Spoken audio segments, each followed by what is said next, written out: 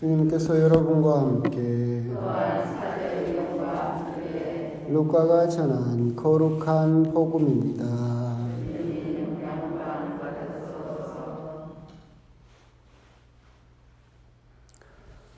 그 무렵 예수님께서는 기도하시려고 산으로 나가시어 밤을 새우며 하느님께 기도하셨다.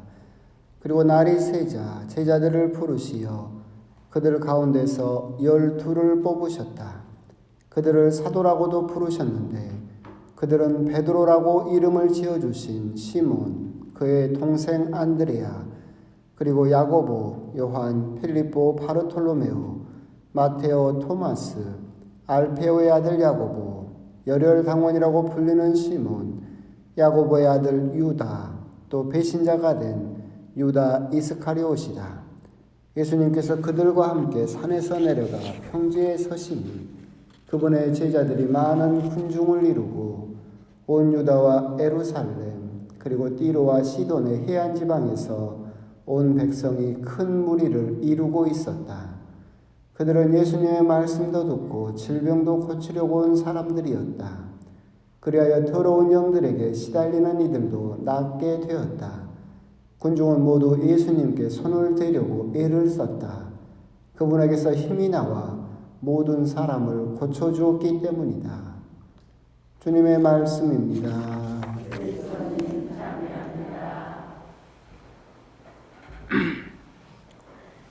참 예수님,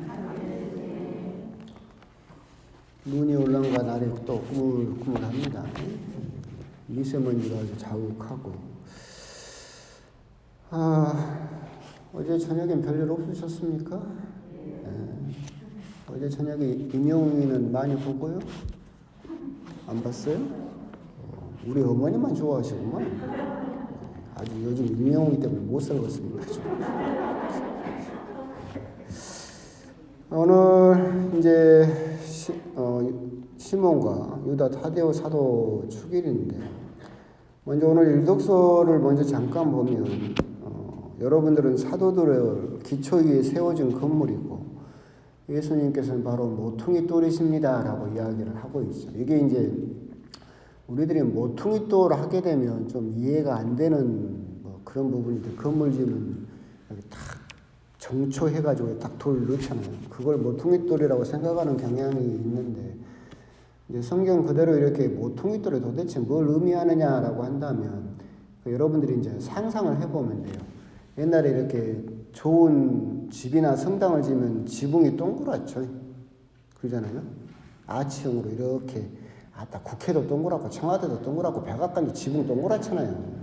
그게 사실은 굉장한 신기술이에요. 근데 그걸 동그랗게 지으려면 돌을 이렇게 쌓아요. 그 두 개를 딱 이으면 동그랗게 서 있을까요? 무너져요. 그러잖아요. 그 무게를 이렇게 해가지고 이 사이에다가 역삼각형으로 생긴 돌을 꽂아 넣어야 돼요. 그래서 이 두 개의 돌이 힘이 막 이렇게 부딪힐 때 여기서 역삼각형으로 딱 이 두 개의 힘을 버텨주는 돌. 이것이 모퉁이 돌이에요. 그러니까 이제 사도들 하면 여러분 그 돌들이 여러분들은 거기 있는 돌들이고 사도들은 그 돌들이 서 있는 반석 그 위에 여러분들이 이렇게 동그랗게 이렇게 이방인과 그리스도인, 유대인과 또 이렇게 많은 사람들이 이렇게 힘을 주고 있을 때 이 돌들이 무너지지 않도록 이 사이에서 딱 역삼각형으로 힘을 받쳐주는 돌, 그 돌이 모퉁이 돌. 그렇게 생각을 하시면 훨씬 이해하기가 쉽겠죠. 우리가 모퉁이돌 해버리면 무슨 장식용으로 있는 것처럼 기념비처럼 있는 것처럼 생각할 수도 있겠지만 성경에서 말하는 모퉁이돌은 사실은 이 모든 건물이 무너지지 않도록 그 둥근 지붕이 무너지지 않도록 그 버티고 있는 그 돌이 빠져버리게 되면 무너져 버리겠죠. 그렇게 이해를 하시면 됩니다. 그러면서 그런 사도들 중에서 성 시몬과 성 유다 타데오 사도를 이제 오늘 특별히 기억을 하죠. 시몬은 열혈당원 시몬이라고 불립니다. 열혈당원은 그 당시에 이제 로마인들이 이스라엘을 지배를 했을 때 독립운동을 하던 사람들이 열혈당원이에요. 그래서 그 당시에는 사카리오라고 해가지고 품 안에다가 단금을 품고 다니던 사람들, 그러니까 로마인들을 보면 암살하려고 그 정도로 막 피가 끓는다라고 해서 열혈당원, 이스라엘의 독립을 추구하던 사람들을 열혈당이라고 칭했는데, 거기에 당원이었던 사람이 예수님을 믿고 사도가 되었다라는 뜻에서 열혈당원 시몬이라고 불렀어요. 근데 굳이 또 열혈당원이라는 이름을 굳이 붙인 것은 베드로 이름이 원래 뭐예요? 시몬이죠. 그래서 베드로 시몬과 이 시몬을 구분하기 위해서 시몬의 베드로, 여기는 열혈당원 시몬 이렇게 부른 것 같아요. 그리고 유다 타데오 사도가 나오는데 이 분은 또 조금 더 복잡하죠. 오늘 누가복음이나 사도행전을 보면 이분을 뭐라고 칭하느냐면 야고보의 아들 유다 이렇게 칭하고 있어요. 근데 마테오라든가 마르코 복음에는 뭐라고 칭하고 있냐면 타데오라고 칭하고 있어요. 그러니까 이것도 역시도 왜 이렇게 불렀을까 생각을 해보면 이 타데오, 야고보의 아들 유다 다음에 나오는 사도가 누굽니까? 또 유다죠. 유다 이스카리옷이에요. 그러니까 이름이 같아요. 야고보의 아들 유다하고 유다 이스카리옷하고 이름이 유다로 똑같잖아. 그러니까 혼동되니까 이 사람은 야고보의 아들 유다라고 구분하기도 했지만 마테오 복음이나 마르코 복음에서는 타데오, 그러니까 칭찬받다라는 뜻인데 그냥 그렇게 다른 이름을 아예 붙여서 구분을 하기 위해서, 사도들을 구분하기 위해서 그렇게 타데오라고 이렇게 이름을 그런 이름으로 또 불렸겠죠.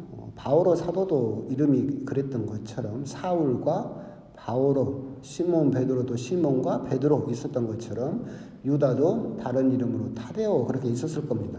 아까 미사 전에 오늘 축일 맞으면서 다두라고 했는데 다두가 타데오입니다. 베네딕토를 옛날에 한자로 쓰면 뭐라겠어요? 분도. 프란치스코를 한자로 뭐라고 썼어요? 방지거. 토마스는 도마. 타데오는 다두 이런 식으로 썼거든요. 그래서 다두가 타데오 그 이름입니다. 그래서 이제 요즘은 뭐 분도, 다두, 방지거, 보록 막 잊혀진 이름이긴 하지만 그 이름을 가지고 부르면서 타데오와 다두하고 다른 사람이 성인인 것처럼 생각하시면 안 되고 같은 분이다라고도 생각을 하시면 됩니다. 이렇게 이제 주절에 이렇게 이름을 가지고 길게 설명하는 이유는 뭐냐면 이 두 분에 대한 것은 복음서에 아무런 기록이 없어요. 기록이 없고 교회 전통상 남아있는 그 성전에 남아있는 것에 따르면 두 분은 이제 페르시아 지역, 그러니까 지금의 이란이나 이라크 지역에 가서 복음을 선포하다가 거기에서 순교하셨다. 특별히 타데오 사도는 톱으로 몸이 썰렸다. 그렇게 순교하셨다라고 해서 여러분들이 이렇게 사도들 성상들 있잖아요. 베드로 광장 가도 위에가 사도들 성상이 있어요. 근데 사도들을 어떻게 구분하느냐라고 하면 대부분의 사도들은 자기가 죽임을 당한 도구를 들고 있어요. 그러니까 거기서 톱을 든 성인이 누구겠어요? 타데오. 이렇게 생각하시면 안드레아 사도는 X자로 된 그 십자가를 이렇게 메고 있고 그러거든요. 바르톨로메오 사도는 손에다 조각칼을 들고 있어요. 그 최후의 심판에도 거기 나와요. 근데 이 성의 바르톨로메오 성에는 어떻게 순교하셨다고 전해지냐면 그 조각칼 같은 작은 칼로 온몸에 가죽이 벗겨져서 순교당하셨다 해서 그렇게 들고 있거든요. 그래서 12사도 성인들을 구분할 때는 당신들이 죽은 도구들을 대부분 다 들고 있죠. 물론 예외도 있어요. 베드로 사도는 뭘 들고 있을 것 같아요? 셋대. 열쇠. 하늘과 땅을 여는 열쇠, 셋대를 들고 있죠. 그렇게 구분하시면 되고, 이렇게 이야기가 길어진 이유는 아까 말씀드린 바와 같이 복음서의 두 분의 활동이나 내용이 전혀 남아있지 않고 오직 이름만 전해져 있기 때문에 그렇다라고 하는 거죠. 이런 부분에 대해서 이제 우리가 한번 저번에도 말씀드렸는데 한번 생각해 볼 필요는 있을 것 같아요. 사람이 제일 두려워하는 게 뭐라겠어요? 죽는 거? 잊혀지는 거.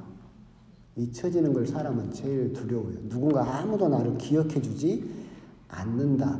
그래서 사람들은 어떻게든 자기 이름을 남기고 기억을 남기려고 어떤 사람은 책을 쓰기도 하고 어떤 사람은 건물을 짓기도 하고 어떤 사람은 땅을 점령하기도 하고 역사책에다 자기 이름을 남기려고 그리고 또 그래서 그래도 불안해서 자기 무덤 앞에다가 대리석으로 이름을 큼지막하게 새겨가지고 어떻게든 안 잊혀지려고 하고 그래서 제사도 만들었죠. 적어도 1년에 한 번은 나를 기억해라. 여러분이 이런 말 하면 안 되지만 자녀를 낳은 이유가 뭐예요? 사랑하니까 그럴 수도 그렇겠죠. 근데 이 세상에서 내 이름을 기억해 줄 가장 확실한 보증이 뭐예요? 자녀지.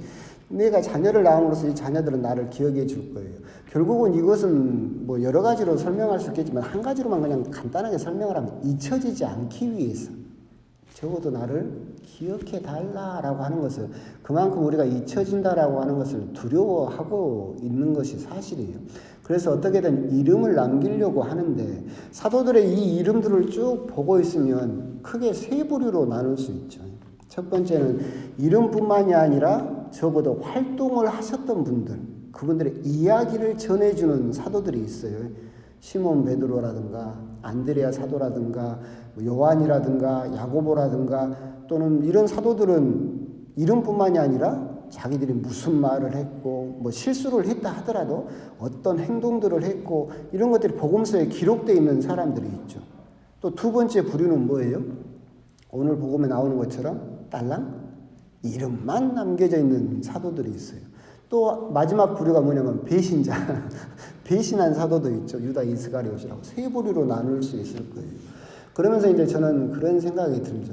사실 사도라고 12명의 이름이 남겨져 있지만 그 중에서 이름만 남긴 사도가 있고 어떤 사도들은 이름뿐만이 아니라 내가 어떻게 살고 갔다라는 이야기를 남기고 간 사도들도 있다라고 설명을 할 때 우리 역시도 신앙생활을 할 때 기왕이면 신앙생활을 할 때 이름뿐만이 아니라 적어도 내가 어떤 삶을 살다 갔는가, 내가 하느님을 어떤 모습으로 믿으면서 갔는가라는 그런 스토리, 이야기는 남길 필요가 있지 않을까 그런 생각이 들어요. 간혹 제가 사도행전이라든가 장례 미사라든가 연도를 가면 딱 가면 영정 사진이 있고 딱 뭐 이렇게 있어요. 그럼 많은 경우가 그래요. 딱 제가 보면 어떤 생각이 들어요? 저 양반이 누구시냐? 한 번도 만난 적이 없는데 그러면 옆에서 막 신부님 누구라고 설명을 해주면 그래요. 나는 한 번도 만난 적도 없고 이야기를 나눠본 적도 없고 아무런 기억도 없다고. 그러니까 여러분도 그렇지만 사도행전이나 연도라든가 장례미사를 하면서 어쩔 때는 당혹스러울 때가 있어요. 장례미사 강론을 해야 되는데 이분이 도대체 어떻게 살아난지 나는 전혀 몰라. 그냥 오늘 장례미사 때 처음 봤어요. 이름도 처음 봤고. 그렇게 신앙생활을 하지는 말아라. 적어도 옆에 있는 사람들이나 누구나든지 그분 신앙생활 어떻게 하고 가셨고 어떤 활동을 하셨고 어떤 삶을 살고 가셨다라고 그렇게 내 이름 석자뿐만이 아니라 나에 대한 이야기를 남기고 갈 수 있어야 되지 않을까. 그냥 주일 미사만 오고 나 혼자 신앙생활 잘하면 된다라고 생각을 하고 딱 가버리게 되면 우리가 그분이 누군지 알고 기억을 해줄 것이며 기도를 할 때 나에게 기억이 남아있지 않은데 내가 어떻게 그분을 위해서 기억을 해서 기도를 해줄 수 있겠어요? 여러분들에게 기도를 받고 싶고 나를 위해서 기도를 좀 해주십시오라는 그런 것들을 남기고 싶다라고 한다면 오늘 복음에 나오는 것처럼 물론 시몬 사도와 타데오 사도에게는 미안한 이야기지만 이름만 남겨서는 부족하다. 적어도 내가 어떤 신앙생활을 하고 갔었는지 주임 신부도 그렇지만 수녀님도 그렇고 구역장님도 그렇고 반장님도 그렇고 그분 어떻게 살고 가셨다라고 할 수 있는 그런 이야기들은 남겨놓고 또 가야 되지 않을까라는 그런 생각이 들었어요. 왜 그러냐면 시몬 사도와 유다 타데오 사도를 강론을 해야 되는데 뭐 남겨진 기록이 있어야만 강론을 할 거예요. 베드로 사도라든가 다른 사도들은 복음의 이야기라도 있고 해서 그걸 해석이라도 할 수 있는데 이분들은 남겨진 게 뭐밖에 없어요? 이름밖에 없어요. 어떤 말을 했는지, 어떤 활동을 했는지 전혀 남아있는 것이 없다. 이런 점은 난 참 안타깝다. 그것을 우리 정말 많은 신자들도 똑같이 그렇게 하고 있더라. 그냥 주일미사만 나오고 이름만 남겨놨을 뿐이지, 내가 장례미사를 딱 가도 그분이 누군지를 전혀 모를 때 사실 기도를 할 때도 참 난감할 때가 많다. 여기 계신 분들은 전혀 그렇진 않죠. 여러분들은 다 알고 평일미사 나올 정도면 다 알지. 저는 이름 잘 기억 못해요. 저한테 참 많이 제가 정말 많은 단점을 가지고 있는데 그 중에서도 아주 두드러진 단점 중에 하나가 이름을 잘 기억 못해요. 적어도 여러분들이 내가 이름을 기억할 정도다 그러면 진짜 잘 산 거야. 여러분들이 내가 이름을 기억할 정도면 그 본당에서 진짜 열심히 활동하고 잘 사는 거예요. 왜 그러냐면 저는 사모회장 이름도 까먹어 버리거든요. 왜 그러냐면 사모회장이라고 자꾸 부르다 보니까 선교사님 부르다니까 선교사님 이름을 잘 모르. 저번에 김경훈 신부님이 아야 너희 본당에 선교사님 중에 누구누구 있지? 몰라요. 너희 선교사 이름이 뭐 아니냐? 몰라요. 갖고 내가 문자로 물어봤죠. 선교사님 이름이 이거예요?